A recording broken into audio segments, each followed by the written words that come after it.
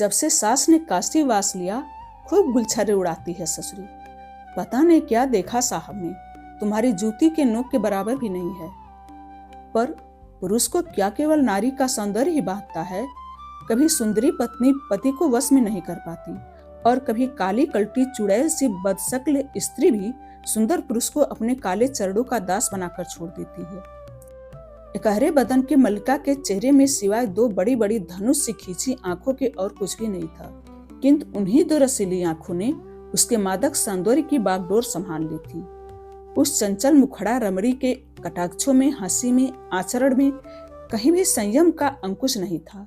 बार बार कुशलता से वह झीने आंचल को अपने उन्नत उरोजों के उभार से जानबूझकर गिरा गिरा देती और त्रिषित चातकी की दृष्टि से कर्नल को अपने ही मुग्ध चावनी में बांधकर गर्व से नंदी की ओर देखकर मूक चुनौती दे डालती। नंदी के पति ने कभी उसे ऐसी आंखों से नहीं देखा था। वह मल्लिका की ओर देखता तो आंखों में लाड छलक उठता। एक बार तो दोनों में ताश का बंडल लेकर छीना झपटी हो गई और बड़ी ही आत्मीयता के अधिकार से एक झटका देकर मल्लिका ताश लेकर खिलखिलाती दूर भाग गई। नंदी स्तब्ध बनी सब कुछ देख रही थी। अपने जिस हृदय को वह शुष्क समझ बैठी थी, वह तो अभी भी रस से छलक रहा था। ईर्ष्या से वह कांप उठी। सौतिया डाह उसकी मांस मज्जा को दग्ध कर दिया। एक चपला नारी से पति की सामान्य प्रणय केल देखकर ही वह कांप उठी थी। दावत बड़े जोर शोर से रंग में आ रही थी। अभी तक पीने पिलाने का ही दौर चल रहा था। एक एक कर सब नशे में चूर थे। किसी को तन बदन का भी होश नहीं था। नंदी आतंकित होकर एक मखमली पर्दे की आड़ में पियानो के पीछे जाकर दुबक गई। वहीं से उसने देखा कर्नल मल्लिका के मुंह में कबाब ठूसता उसी पर झुका जा रहा था और वह बड़े खिलवाड़ की भंगिमा से इधर उधर मुंह बचा बचा कर निर्लज हंसी हंसती कर्नल को नचा रही थी। नशे में चूर लड़खड़ाते पैरों से मल्लिका के पीछे भागते अपने सौंदर्य भोगी पति पर नंदी को सहसा ऐसी घृणा हो आई कि कसकर मल्लिका को और कर्नल को चाटा मारने को वह व्याकुल हो उठी। पर बड़ी चेष्टा से उसने अपने को रोक लिया। खिड़की से ही कूदकर वह अपने कमरे में चली आई और पागलों की तरह अकेले ही चक्कर लगाने लगी। अब वह क्या करेगी? जानबूझकर तो मक्खी निगली नहीं जाती। क्या भाई के पास चली जाए? पर भाभी का व्यवहार क्या इतना जल्दी भूल सकती थी? एक ही उपाय था। पति के लिए अब उसके हृदय में कोई भी भावना शेष नहीं बची थी। रह गई अहल्या, वह भी अब पिता की ही सगी होगी, माँ की नहीं। अब उसे स्वामी के चरणों की पावन धूल ही तार सकती थी। उसके पास एक कटी बंगाली प्रौढ़ा रहती थी। सुना था बहुत बड़े किसी सिविल सर्जन की पुत्री थी। विवाह के बाद पति ने उसे उसके काले रंग के लिए क्षमा नहीं कर सका था और वह पिता के पास भाग आई थी। पति ने दूसरा विवाह कर लिया था। पिता की मृत्यु हो गई थी। अब वह स्वामी जी के पीछे छाया सी घूमती। उस तापसी के काले चेहरे पर कैसी अद्भुत शांति और संतोष की चमक थी। एक गेरुआ साड़ी पहने वह दिन भर कीर्तन गाती रहती थी। उसी की तरह सिर मुड़ाकर गेरुआ पहनकर नंदी हृदय के दुख को भुला देगी। सब कुछ छोड़ छाड़कर वह उसी दिन भाग गई थी, फिर नहीं लौटी। कर्नल भी जिद्दी पत्नी के स्वभाव से परिचित था और नंदी भी जानती थी कि उसका दम्भी पति कभी भी उसे लिवाने नहीं आएगा। दोनों में से एक भी झुकना जानता तो गृहदाह होने से बच जाता। धीरे धीरे कर्नल के समाज में यह समाचार फैल गया कि मिसेस पांडे ने संन्यास ग्रहण कर लिया है। अहिल्या छुट्टियों में घर आई तो उसने एक ही बार अपनी माँ के लिए पूछा, पर दूसरे ही क्षण वह मल्लिका मौसी की लाई नई गुड़िया को लेकर खेल में जुट गई। अब वह बात बात पर मचलने वाली रोनी अहिल्या नहीं थी। उसके सुनहले बालों को मदर ने मोहक गुलाई में काट दिया था। नन्हे कटे बालों के गुच्छों ने अंगूर के गुच्छों की ही भांति चेहरे को गोलकर प्यारा सा बना दिया था। वह अब स्कर्ट पर तनिक भी गर्द नहीं सह सकती थी। चट से ब्रश लेकर झाड़ने बैठ जाती। जूतों में पालिश कर नौकर लाता तो उसमें बीसों नुक्से निकाल देती। अपनी सुघड़ पुत्री के अदब कायदे देखकर कर्नल मन ही मन खिल उठता। एक ही वर्ष में मदर ने उसे घीस माचकर परिष्कृत कर दिया था। पहले वह उछलती कूदती सीढ़ियां फांद जाती थी। अब दोनों नन्हे हाथों को पीठ की ओर झुलाती वह मनोहर चलन से सबको मोह लेती। उसके मानस पटल से नंदी की मूर्ति धीरे धीरे धुंध में पड़कर किसी शून्य अंतराल में विलीन होती जा रही थी और उसका स्थान ले रही थी एक और हंसती खिलखिलाती रमणी। छुट्टी में अहल्या घर आती तो मल्लिका उसे सवेरे ही आकर कार में उठा ले जाती। कितने सारे रंगों के स्वेटर और कार्डिगन उसने बिन दिए थे, और अहल्या की छुट्टियां खत्म होने को होती तो मल्लिका का चेहरा लटक जाता। जिस बच्ची से उसके रक्त मांस का भी कोई रिश्ता नहीं था, उसी के लिए वह कभी रात भर बैठी रहती। क्या पता बीमार ही पड़ गई हो। स्विमिंग भी तो सीखती थी, कहीं डूबा ही न जाए। एक दिन भी पत्र आने में विलंब होता तो वह स्कूल को तार कर देती और उत्तर आने तक पागलों की तरह चक्कर लगाती रहती। अहिल्या की स्कूल की प्रगति से कर्नल संतुष्ट थे। वह बड़ी प्यारी प्यारी चिट्ठियां लिखती थी, जिन्हें लाल रिबन से बांधकर मल्लिका अपने सेट के सुवासित हाथी दांत के श्रृंगारदान में सहेज कर रखती थी। लड़की आश्चर्यजनक रूप से लंबी होती जा रही थी, और जब 14 वर्ष की अहिल्या सीनियर करके घर लौटी तो मल्लिका दंग रह गई। मल्लिका मौसी की गोदी में लेटकर मचलना अहिल्या को अब भी अच्छा लगता था। कैसी प्यारी सी विदेशी यूडिकोलोन की खुशबू आती थी मौसी के शरीर से। उसे फिर बाहर भेजने का प्रस्ताव हुआ तो वह अड़ गई कि अब वह कलकत्ता में ही रहकर पढ़ेगी। बोर्डिंग का खाना खाते खाते जी उब गया मौसी, आज बनाओ न चिकन बिरयानी, वह कहती, और चट से कमर में आंचल खोसकर मल्लिका उसकी मनपसंद चीज बनाने में जुट जाती। कभी कर्नल मल्लिका और अहल्या को लेकर पिकनिक पर ही निकल जाती, खजूर और सुपारी की झुरमुट के साए में। मौसी की गोदी में लेटकर अहल्या अंग्रेजी रिकॉर्ड सुनती और कर्नल लेटे लेटे एगेंथा क्रिस्टी की पुस्तक पढ़ता रहता। सुरमई सांझ की म्लान छाया में कभी कभी कर्नल मल्लिका की ओर देखकर कृतज्ञता से मुस्कुरा देता, जैसे आंखों ही आंखों में उसे ऐसी सुखद संध्या के लिए धन्यवाद दे रहा है।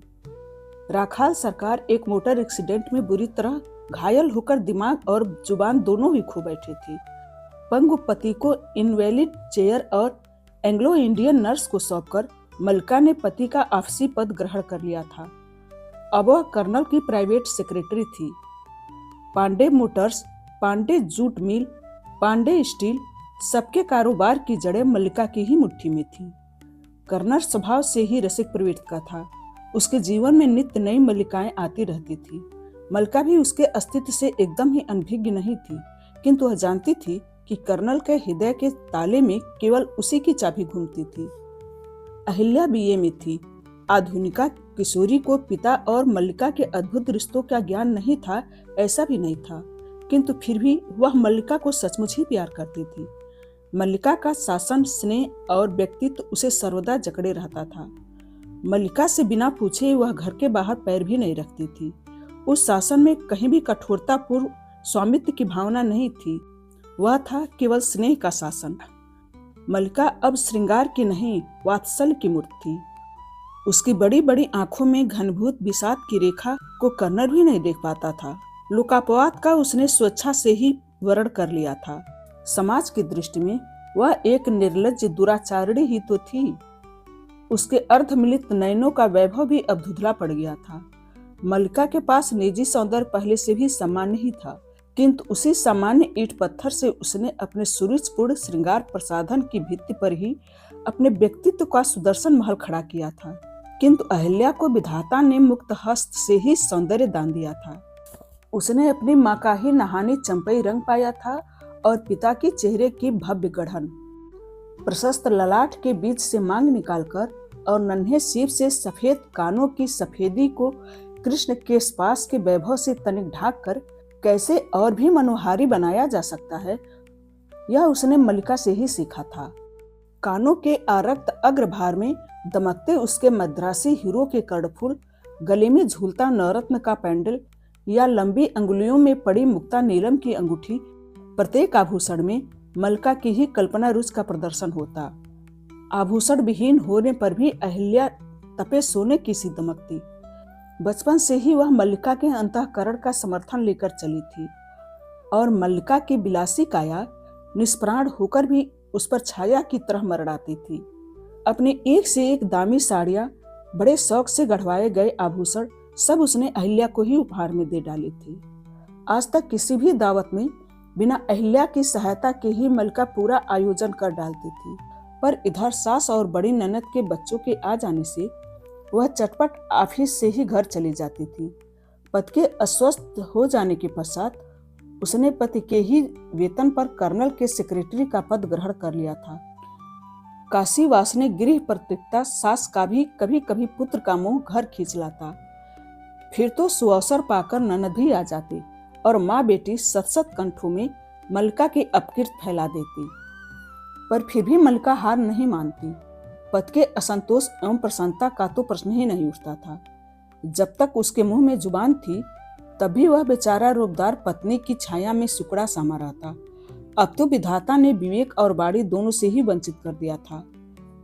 अपने इनवैलिड चेयर में बैठा वह दिन भर कुछ न कुछ चूंकता रहता। मल्लिका ऑफिस जाती तो उसकी निष्प्रभ आंखों में उदासी की झलक नहीं उभरती और वह दफ्तर से लौटती तो किसी प्रकार की प्रसन्नता या उत्साह का प्रदर्शन नहीं करता। सास ने घर के बहू के आचरण से क्षुब्ध होकर एक दो बार नौकरों के सामने उसे बुरी तरह फटकार भी दिया था कि हे बहू माँ, पत्थर का कलेजा है क्या तुम्हारा? ऐसे निरीह परवश पति को भी बिना किसी दया माया के छोड़ जाती हो। आपकी पुत्री जमाता या आप स्वयं इनकी दवा पानी, नर्स और डॉक्टर का खर्चा उठा ले तो मैं कल ही दफ्तर जाना बंद कर दूंगी। तीर सा उत्तर मिलता और वह बटुआ उठाकर कार में जा बैठती। एक दिन भी वह दफ्तर नहीं पहुंचती तो तूफान सा खड़ा होता। कर्नल बुरी तरह से बौरा जाता।